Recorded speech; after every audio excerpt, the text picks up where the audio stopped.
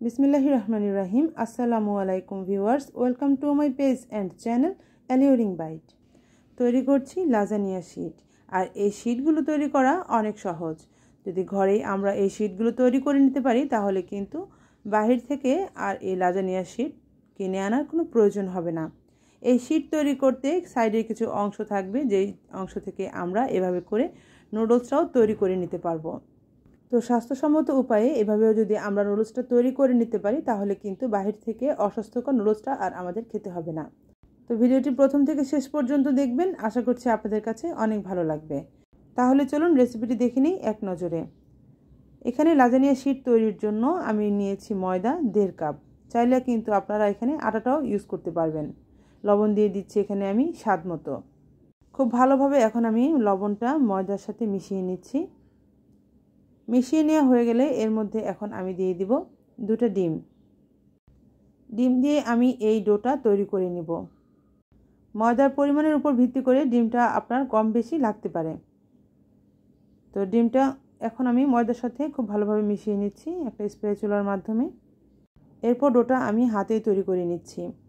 আর ডিম দিয়ে এই ডোটা তৈরি করা হয়, তার জন্য এই লাজানিয়া শীট বা নুডলস যেটাই আমরা তৈরি করি এই ডোটা দিয়ে, সেটা কিন্তু খেতে অনেক বেশি ভালো লাগে। তো চেষ্টা করব আমরা পানি ছাড়াই ডোটা তৈরি করতে। একেবারে যখন হতে চাবে না তখন সামান্য একটু পানি ছিটে দিয়ে তারপর ডোটা তৈরি করে নিচ্ছি আমি।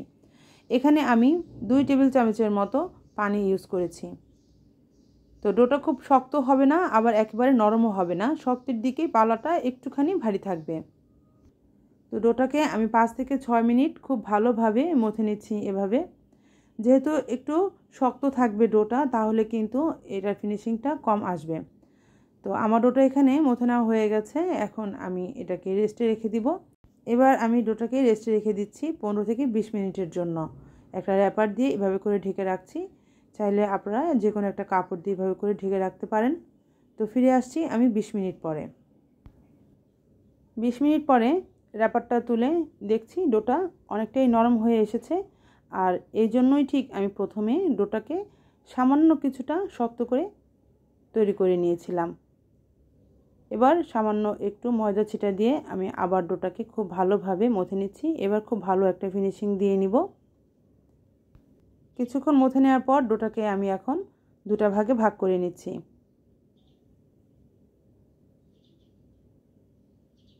এক ভাগ দিয়ে আমি খুব বড় করে একটা রুটি তৈরি করে নিব।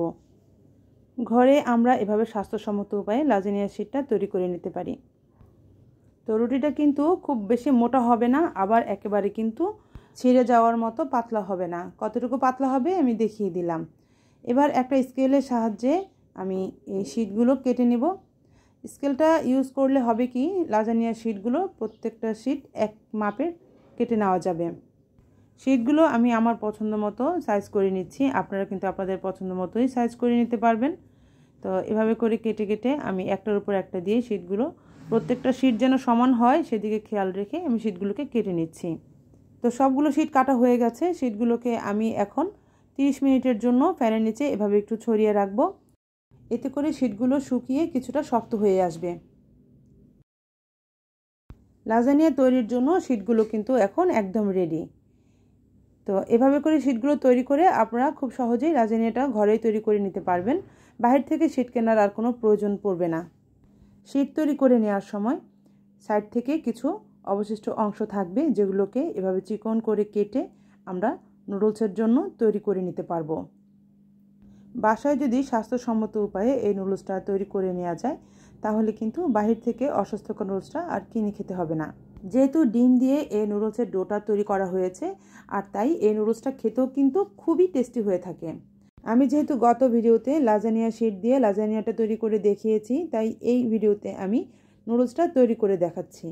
তো নুডলস তৈরির জন্য প্রথমে আমি নুডলসটাকে সেদ্ধ করে নিব। তার জন্য এখানে আমি পানি গরম করে নিয়েছি আর তার মধ্যে 1 টেবিল চামচের মতো সয়াবিন তেল দিয়েছি। এতে নুডলসটা কিন্তু একটার সাথে একটা লাগবে না, আর ভালোভাবে নুডলসটা ঝরঝরে হয়ে যাবে। সেদ্ধ হয়ে আসার পর নুডলসটাকে আমি ছেঁকে নিব। আর এদিকে একটা প্যানের মধ্যে আমি 1/2 কাপের মতো পেঁয়াজ কুচি দিয়ে নিলাম। তার সাথে কিছুটা কাঁচামরিচ দিয়ে দিচ্ছি। পেঁয়াজটাকে একটু ভেজে দিয়ে দিচ্ছি 1 চা চামচ আদার পেস্ট আর 1/2 চা চামচ রসুনের পেস্ট।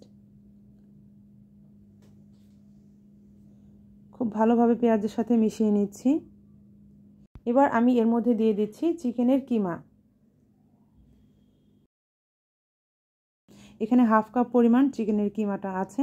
খুব ভালোভাবে পেঁয়াজ আদা রসুনের সাথে চিকেনের কিমাটাকেও একটুখানি ভেজে নিচ্ছি। এটাকে এক সাইড করে এখন আমি এখানে দিয়ে দিব 2টা ডিম। এখানে আপনারা আপনাদের পছন্দ মতো চাইলে চিকেন দিয়েও করতে পারেন, আর চাইলে চিকেনটাকে স্কিপও করতে পারেন।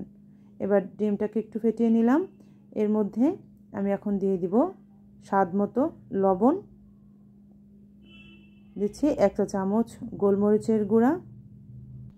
এবার খুব ভালোভাবে ডিম, চিকেন আর মশলাগুলো মিশিয়ে নিলাম। মেশানো হয়ে গেলে এর মধ্যে এখন আমি কিছু সবজি ইউজ করব। তো প্রথমে আমি এখানে দিয়ে দিচ্ছি বাঁধাকপি কুচি, দিয়ে দিচ্ছি টমেটো কুচি। বাঁধাকপি, টমেটো এগুলো কিন্তু হতে সময় লাগে না, তাই আমি এগুলো পরপর করে দিয়ে একটুখানি ভালোভাবে মিশিয়ে নিচ্ছি। আর এগুলো নাড়তে নাড়তে দেখা যায় যে সেদ্ধ হয়ে যায়, খুব বেশি সময়ের প্রয়োজন হয় না। আর এর সাথে আমি নুডলসটা দিয়ে নিলাম। এবার নুডলসটা খুব ভালোভাবে মিশিয়ে নিব।